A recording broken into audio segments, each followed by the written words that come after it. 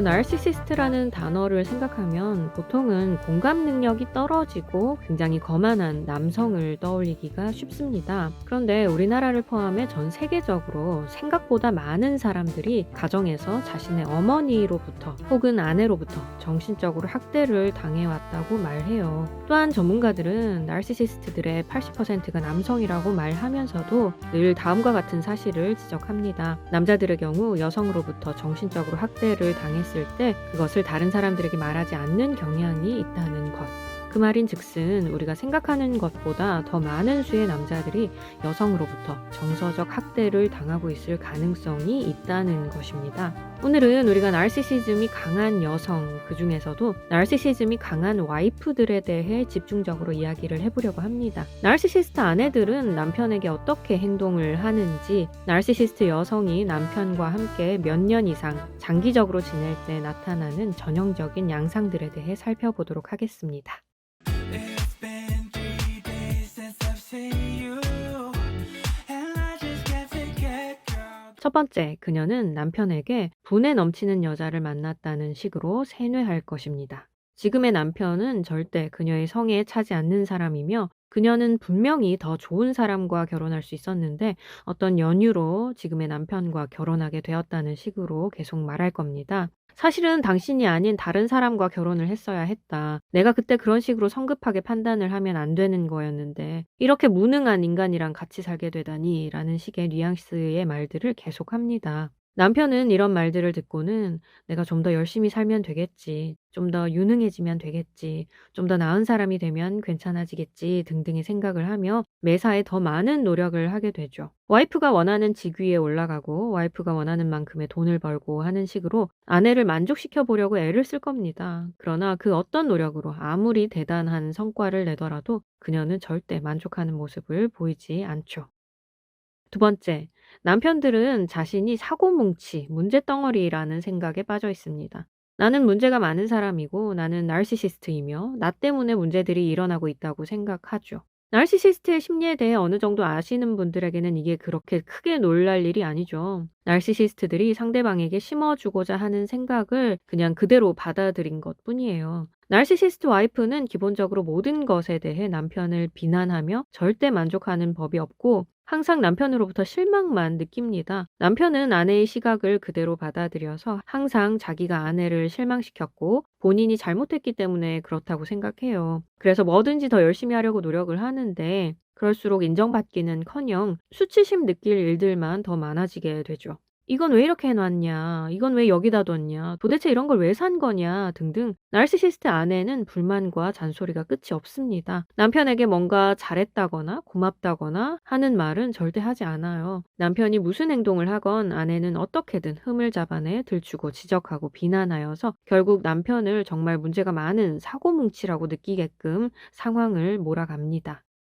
세 번째, 왕비와 하인의 관계가 됩니다. 왕과 왕비의 관계처럼 동등한 관계가 아니에요. 자신은 왕비가 되고 남편은 자기를 위해 일하는 하인의 관계가 되어버립니다. 당신이 뭘 하든 그녀에게 하나하나 다 보고해야 하며 일일이 평가받습니다. 당신이 번 돈을 아내에게 다 주고 아내로부터 아주 적은 양의 용돈을 받는다 하더라도 그 용돈으로 산 아주 작은 것 하나하나까지 다 보고해야 하며 당신이 구입한 것들에 대해 이건 왜 샀냐, 저건 왜 샀냐, 이런 게 왜 필요하냐 등등 계속해서 잔소리나 지적, 비난 등을 들을 겁니다. 당신은 그녀를 위해서만 일할 뿐 자기 자신을 위해 뭔가를 할 권리가 없습니다. 모든 권리는 여왕에게만 있고 당신은 그저 여왕을 만족시키기 위해 움직이는 하인에 불과하기 때문이죠.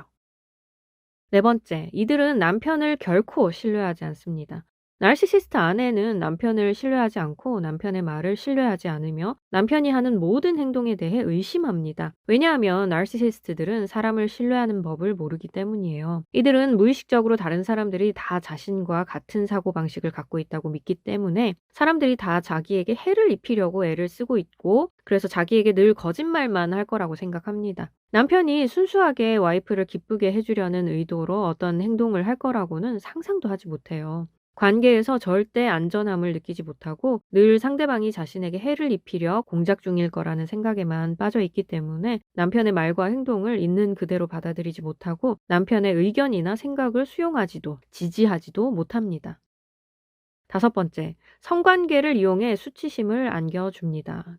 그녀가 만일 관계 초반에 성관계를 이용해 남편을 조종하려 드는 케이스였다면 특별히 더더욱 시간이 지날수록 나르시시스트 와이프는 남편과 잠자리를 피하려 들 거예요. 남편이 좀 더 친밀한 관계를 가지려 할 때마다 죄의식을 느끼게 만듭니다. 아내와 함께 잠자리 하고 싶어 하는 것을 무슨 문제 있는 행동인 양 느끼도록 사람을 무안하게 만들어요. 당신에게 문제가 있어서 그런 거라고 믿게 만들죠. 오랜 기간 참고 참다 다시 눈치를 보며 성관계를 시도하려 할 때마다 또? 지금은 안 돼. 꼭 그걸 해야겠어. 머릿속에 그거밖에 없지? 그게 그렇게 중요해? 등등의 말들로 당신에게 수치심을 안겨줄 겁니다. 그래서 이제 당신은 결혼을 했고 아내가 있음에도 결국 철저한 고립과 외로움 속에서 살게 되죠. 6번째, 친구들과 멀어지게 만듭니다. 나르시시스트 와이프들은 남편이 친구와 만나는 것을 일종의 위협으로 느끼는 경향이 있다고 해요. 친구가 여자든 남자든 상관없이 그렇다고 합니다. 남편의 주변 사람들이 진실을 말해줄까 봐, 즉 와이프가 얼마나 이상한 사람인지를 말해서 진실을 알게 할까 봐 두려운 것이죠. 또한 그녀는 남편 주변 사람들에 대해서 부정적으로 평가하는 경향이 있습니다. 성격이나 행동, 직장, 집안 등등 그 어떤 것에서든 흠을 잡아내 문제 있는 사람이라고 평가해요. 그러면서 한편으로는 참 교활하게도 남편이 별로 친하게 생각하지 않는 사람을 언급하며 그 사람과 어울리면 되잖아. 그 사람 괜찮던데 라는 식으로 말하기도 합니다. 남편이 절대 그 사람과 어울리지 못한다는 것을 알기 때문에 그렇게 얘기를 해요. 그렇게 얘기를 하면 어떤 효과가 있을까요? 자기가 남편을 주변 모든 사람들과 다 관계를 끊게 만들지는 않았다는 거죠. 당신이 나를 주변 사람들과 관계를 다 끊게 만들었잖아 라는 말로 남편이 반발할 수 없게끔 상황을 조종하는 것입니다. 7번째, 그녀는 자기가 저지른 잘못을 전부 다 남편 책임으로 돌릴 것입니다. 나르시시스트 와이프는 자기가 실수하거나 뭔가 잘못을 하거나 문제를 만들어낼 때마다 그 원인을 다 남편 탓으로 돌립니다. 당신이 나한테 그런 말만 안 했어도 이런 일이 일어나진 않았을 거라고. 당신이 오늘 바로 집으로만 왔어도 이런 일은 없었어. 당신이 운전만 똑바로 했어 봐. 내가 이렇게까지 했겠어? 당신이 그렇게 했으니까 내가 그럴 수밖에 없었잖아. 도대체 왜 그렇게 한 거야?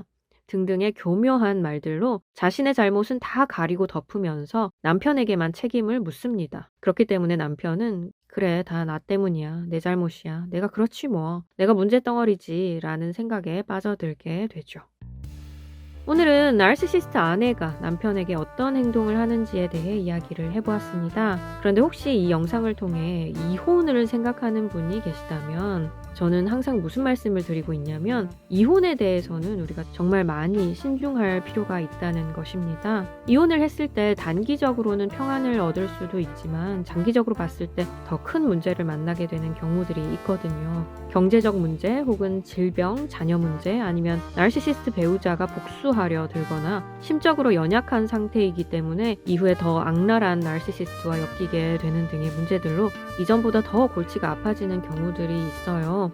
때문에 남편 혹은 아내가 나르시시스트인 분들은 제 채널에 나르시시스트를 변화시키는 법, 정서적 호신술이라는 영상이 있으니 그 영상을 먼저 한번 참고해 보시길 부탁드립니다.